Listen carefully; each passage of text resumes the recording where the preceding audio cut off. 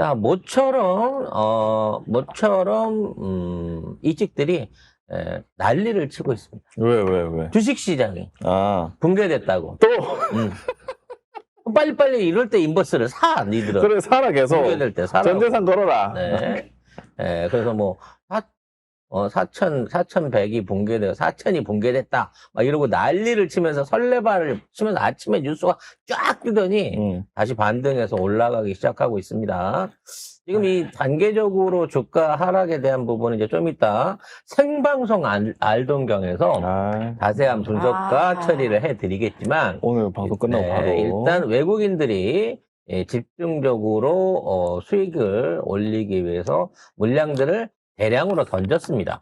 근데 대량으로 던진 상태에서 이거를 빼가지 않고 그대로 유지를 하는 과정을, 돈은 유지를 하고 있는 과정에서 현재 관망하고 있어요. 당 막판에 외국인들이 다시 들어온다고 치면 이건 개미 흔들기 내지는 이지 골라내기가 될 가능성이 높습니다. 네. 이때 이때다 하고 난리치는 인간들을 다 캡처해놔야 됩니다. 나중에 무슨 말을 할지. 지금 입 터는 놈들, 지금 다 캡처해놓읍시다. 네. 아무튼 지금 뭐 3,900선에서 바닥을 다지고 다시 3,950에서 4,000선을 회복하고 있기 때문에 제가 생각해서는 뭐 4,000 중심 쪽에서 오늘은 마무리가 될 것 같은데요. 다행히 쏟아져 나온 물량 중에 우량주들이 많다고 하니 반도체 레버리지나 삼성 같은 쪽에 아직 지금 진입 못 하셨던 분들 들어가나요, 이제? 네. 조금씩 요걸 좀 담궈 두시면 오히려 어떤 포트폴리오를, 그러니까 그동안 비싸서 못 사던 거를 좀 할인하고 있다고 생각하시고 들어가서 잡아 놓으시면 주말께는 수익권으로 올라올 수 있을 것으로 보입니다. 자세한 내용은 저희 알동경 방송의 전문 분석가들의 분석과 방법을 찾으시면 좋을 것 같습니다. 오늘 방송 끝나자마자 하는 거죠? 네, 라이브로. 자, 라이브로 알동경 오픈 방송 들어갑니다. 알동경 오픈 방송은 라이브만 오픈합니다. 끝나고 나면 다시 멤버십으로 해갖고 닫히게 되기 때문에 끝나시고 바로 필요하다고 느끼시는 분은 연결해서 들으시기 바랄게요. 자, 이와 상충되게 외환 보유액이 5개월째 연속으로 계속 증가하고 있습니다. 물론 우리가 무역 흑자를 내고 있기 때문에 증가한다라고도 볼 수 있겠지만 이거는 투자 형태로 들어와 있는 금융 자본들이 꾸준하게 밀려 들어오고 있다라는 얘기고, 이게 중간에 어떤 나왔다 들어갔다 하는 흐름 없이 9개월 이상 계속, 특히 이재명 정권 이후로 국민주권 정권 이후로 계속해서 유입률이 높아지고 있다는 면에서 앞으로도 외환보유고가 계속 늘어날 거라는 전망을 보여주는 분석이 나오고 있습니다. 상세한 내용 보시겠습니다. 네. 한국은행에 따르면 10월 말 기준 외환보유액이 4,288억 2천만 달러로 전달보다 68억 달러 늘었습니다. 지금 5개월 연속 증가세를 유지를 하고 있는 건데요. 운용수익 증가와 외평채 신규 발행 등이 주로 원인이라고 합니다. 이로써 우리의 외환 보유액 규모는 세계 9위 수준이라고 합니다. 자, 뭐 순위가 크게 필요한 건 아니죠. 어차피 나라의 전체적인 GDP 경제력이 있기 때문에 순위가 중요한 건 아니고, 우리나라가 안정적인 수출입 활동을 이어갈 수 있는 데에 최적의 외환보유고가 어느 정도 수준인 거냐라는 부분이 중요합니다. 최적의. 네. 우리에게 진짜 적절한 수준이 어느 정도이냐. 왜냐면 너무 많아도 쓸데없는 거예요. 재투자를 좀 해야 되는 거고, 너무 적어도 위험한 거거든요. 그래서 안정적인 걸로 미니멈으로 봤을 때, 이 이상이면 국가 경제 IMF 온다라는 수준으로 받아들일 수 있는 게 1,500억 달러 정도를 계산을 한다고 합니다. 그러면은 우리가 그거 지금 거의 3배잖아요. 근데 이거는 이제 1,500억 달러밖에 없으면 우리가 긴급하게 무슨 에너지를 수입해 온다든지 또는 필요한 물자나 곡물들을 수입해 오려고 할 때 보증금이 없다는 얘기가 되는 거니까, 이건 말 그대로 절대 잃어서는 안 되는 비상금인 거예요. 그래서 일상적으로 우리가 운영하는데 안정적이다라고 볼 수 있는 수준은 3천억 달러 수준으로 보고 있습니다. 막 1,200억 달러 정도는 이제 우리도 어느 정도 운영할 수 있는 여유가 있다는 거죠. 그런데 반해서 이제 요거를 묵혀놓고 있는 거예요. 요 금융자산을. 그래서 앞으로 우리가 지속적으로 외환보유고가 늘어날 전망이 온다고 치면 현재 확보하고 있는 외환보유고 중에 80% 이상이 달러이기 때문에 그렇죠. 달러 평중돼 있는 외환보유고들을 어떤 형태로든지 유동적으로 운영할 필요가 있다라고 봐지는 겁니다. 그래서 금을 늘린다. 사실 우리가 금이 너무 적어요. 금은 47억 9천만 달러로 1.1%밖에 안 돼요. 우리 정도 되면 한 10% 이상의 외환보유고를 금으로 좀 쥐고 있을 필요가 있거든요. 만일에 진짜 현명한 정부라서 한 3년 전에만 금을 진짜로 10%만 보유했으면 지금 금값으로 인한 어떤 국가 자산의 증가가 최소 3배는 됐을 거예요. 지금 80만 원이에요. 근데 그러면 우리나라는 기본적으로 우리 정부는 금 보유량에 대해서는 별로 신경을 안 써왔다는 거잖아요. 신경을 안 써오기도 하고 매입에 대한 의사를 전혀 이쪽에다가 투자를 안 했다는 거예요. 또 더욱 이상한 건 뭐냐면 우리나라가 산 금이잖아. 네. 이게 우리나라에 없어요. 이 금은 사실 영국의 영란은행에 그렇죠. 영국 중앙은행. 보관이 돼 있는 상황이라고 하는데 솔직히 우리가 증서만 갖고 있지 그 금이 실물로 있는지 없는지를 확인을 못하고 있는 상황이거든. 근데 대체적으로 금은 영국 중앙은행에 우리나라뿐만 아니라 다른 나라들도 거기에 보관하고 있거든요. 근데 이제 금 갖고 장난치는 애들이 많으니까 지금 대부분의 이제 국가들은 금을 자기 국가 안으로 땡겨와갖고 자기가 직접 보관하는 방식으로 지금 그 운영을 많이 해요. 그러니까 세계 금시장에 돌아다니는 금들 중에 실물은 없고 통장만 돌아다닌다, 계좌만 돌아다닌다라고 하는 이 의혹들이 많이 있거든요. 그래서 일부 이제 중소기업, 베네수엘라가 대표 같은 경우입니다만 미국에다 맡겨놨다가 아니 영국. 베네수엘라 미국에 맡겨놨었어. 아니 영국이야. 미국일걸? 영국이라. 아무튼 외국 은행에 맡겨놨던 금들을 찾아가려고 하는 이러한 경향들이 늘어나고 있다는 거죠. 그래서 영국에서 정당하게 베네수엘라 측에서 마두로 대통령이 금을 인출하겠다라고 얘기를 하니까 영국에서 안 줬어요. 네. 그것 때문에 난리가 그 났어요. 얘기는 뭐냐면 보관을 하고 있다고 하는데 딴 데다 팔았었을 가능성이 있다는 거죠. 아무튼 이런 것 때문에라도 금, 요즘에 이제 은이나 백금도 많이 오르고 있거든요.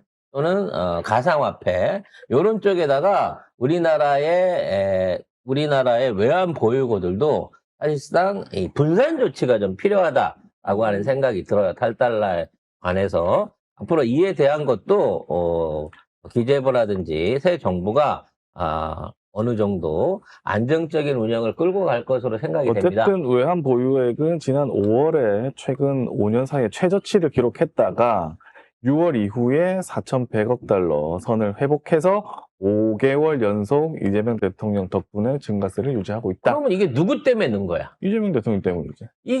이게 말하자면 한국은행장 믿고 들어오는 돈 아니잖아. 그러니까. 근데 왜 대통령이나 이 정부를 통해 갖고 얻어낸 실적들을 다 딴 사람 거라고 우기고 있고 예전에 잘못했던 거는 다 새로운 정부에 뒤집어 씌우고 있느냐는 거죠. 저기 바퀴벌레 당은 깽판밖에 칠 게 없어요, 지금. 할 게 없어. 얘들. 그래서 계속 저렇게 깽판을 치게 되면 이러한 통계 수치들을 가지고 반박을 해줘야 됩니다. 더 중요한 것은 외환 보유고뿐만이 아니라 우리 소비 심리가, 경제 심리가 지금 역대급으로 거의 한 4년 만에 60% 이상 극적으로 상승을 하고 있다는 겁니다. 관련한 기사 보고 이게 언제나 체감할 수 있게 돌아올지를 한번 전망을 해보겠습니다. 네, 한국 국민의 경제 심리를 나타내는 뉴스 심리 지수가 124.62를 기록을 해서요. 4년 3개월 만에 가장 높은 수준이라고 합니다. 이거는 경제 심리가 장기 평균보다 매우 낙관적인 걸 의미한다고 하는데요. 네, 이렇게 가장 높은 수준을 기록하게 된 원인이 무엇일까? 경주 에이펙 정상회의를 계기로 한 한미 정상회담과 관세 협상 타결 등 긍정적인 경제 뉴스가 큰 영향을 미친 것으로 분석이 됐습니다. 일단 대외에 있을 수 있는 불안 요소를 사실상 싹 없앴습니다. 네, 그렇게 되기 때문에 우리가 어차피 이제 수출 주도형이에요. 우리나라의 GDP를 만들어내는 70% 이상이 사실은 수출 수입에서 만들어집니다.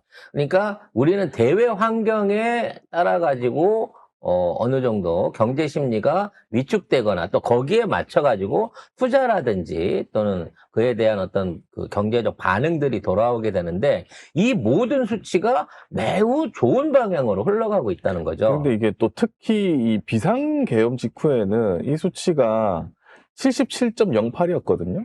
그러니까 비상계엄은 국내 정치에 굉장히 사람들이 많이 영향을 받는다는 소리예요. 근데 그런 게 다 없어졌다고 생각하는 거야. 그것까지. 그렇죠. 해소가 네. 됐다고 생각하는 지금 거예요. 124니까 수치가 그때보다 지금 50이 넘게 넘은 거예요. 그러니까 그냥 대충 이렇게 생각하면 돼요. 100을 기준으로 놓고 100이면 똔똔이라고 생각하는 거야. 그냥 평균적이다. 먹고 살만하다. 음. 내 수입과 내 지출이 어느 정도 균형에 와서 맞아 있다라고 하는 게 100 정도, 100에서 90 정도의 수준인 거고 대부분의 선진국들이나 현재 일반 국가들의 경제 심리들이 요 정도 심리 지수들이 100전후를 왔다 갔다 하고 있습니다.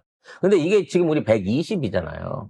그러면 정확한 수치는 아니지만 내가 100만 원 벌면 그래도 한 20은 남겠다. 요런 식으로 뭔가 그만큼 내 수입이 지출을 오버해서 뭔가가 활성화돼서 잘 될 수 있겠다라고 하는 심리적인 갭의 여유가 생긴다는 거예요.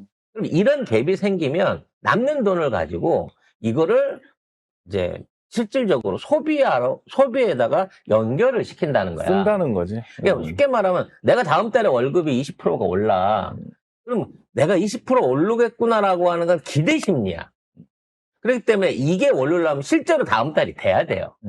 그래서 그거를 확인을 하게 되면 이걸 시장에다 돈을 풀기 시작하기 때문에 경기 실제 선행지수보다는 한두 달 얘가 앞서가는 경향이 있어요. 근데 이게 심리가 올라가 있기 때문에 그만큼 앞으로 한두 달 후에는 내수 시장으로 이와 같은 소비 지출이 확산될 가능성이 있다는 거죠. 그러니까 미래가 암울하고 내가 회사에 잘리겠는데? 자칫하면 이러다가 회사에서 감봉당할 수도 있겠는데 이러면 소비 심리가 안 살아나죠. 그러니까 그때 그 윤석열이가 비상계엄하고 나서 12월에 다 박살냈잖아. 내수 완전히 다 박살냈잖아. 아니 비상계엄인데 누가 그 밖에 나가서 뭐 술 먹고 할 수 있습니까? 이거 완전히 진짜 윤석열 다 망쳐놓은 거예요, 진짜. 근데 그거를 반등시켰다, 이재명 대통령이. 근데 지금까지는 심리적인 거예요. 그냥 마음적인 거고, 네, 이 심리가 개선되는 데 있어서 사실은 가장 큰 역할은 주가 지수의 반등하고, 실제로, 우리가 지원했던, 국민지원금, 갑자기 이름이 생각이 안 나네. 민생회복 지원금들이 어느 정도 지금 실제 자금 흐름에 영향을 미치고 있다, 긍정적인 효과를 내고 있다라고 하는 주장들이 있어요. 근데 언론은 이 부분을 싹 빼놔버리는 거야. 대외 여건 때문이다라고 말을 하는 거죠. 근데 실제로 체감상으로 돈이 돌고 있다는 걸 느낀다는 거야. 이게 추석 때만 해도 이게 없었어요. 실제 추석 때도 사람들이 돈 쓰는 거를 주저했단 말이야.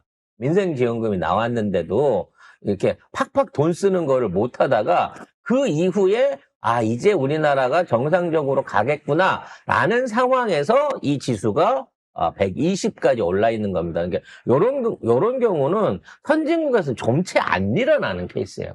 그렇죠. 왜냐면 선진국은 기본적으로 잘 살고 어느 정도 안정이 돼 있기 때문에 이게 갑자기 기대 심리가 120까지 올라가는 경우가 거의 없어요. 77로 떨어지는 경우도 거의 없습니다. 그렇지, 그것도 그렇긴 한데.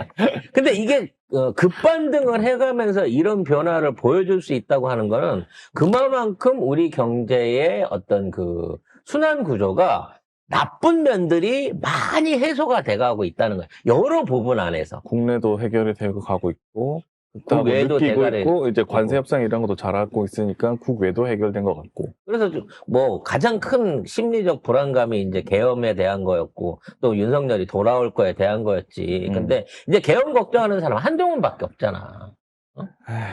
이 새끼는 이재명이 계엄한다고 지금 제정신이 아닌 것 같아 배운 놈이. 그래서 이 지수의 선행은 우리가 먼저 받은 거고요. 12월 달쯤 되게 되면 실제 내수 경제 회복에 대한 청신호들이 오게 될 거다라는 예측을 해볼 수 그러니까 있습니다. 법원도 생각 잘해야 되는 게 또 윤석열이 풀어주고 뭐 김건희 풀어주고 하면은 또 난리 난다니까. 경제를 또 개판으로 만들 다시 것이다. 불안하게 만드는 거예요. 결국 이 소비 지수에 대한 심리는 돈의 흐름이 아니라니까. 돌아가고 있는 내 주변의 경제적인 흐름을 보고 사람들이 나름대로 판단하는 거야. 그러니까 지금은 자영업자든 주유소 사장이든 월급쟁이든 공무원이든 누구든지 간에 우리 국가가 잘 될 것이다 라고 하는 기대 심리가 올라가고 있다는 거죠. 그러면 사실은 이 역할을 해낸 정부나 이재명 대통령에 대한 지지율도 최소 20%는 올라야 되거든. 시작할 때 너무 셌나 봐. 네. 아니요, 저는 그게 아니라고 생각해요. 기레기들이 이 지랄 발광을 하고 악마화를 여전히 하는데도 불구하고 어떻게든 이재명 대통령의 성과를 가리려고 지랄 발광하는데도 불구하고 50%가 넘는다는 게 기적 같은 거죠. 우리가 지금 60% 박스권 안에 갇혀 있는 거죠. 남들은 최선을 다해서 올라갈 목표인데 우리는 지금 그 박스권을 무너뜨리기 일보 직전에 있다라고 볼 수 있을 것 같습니다.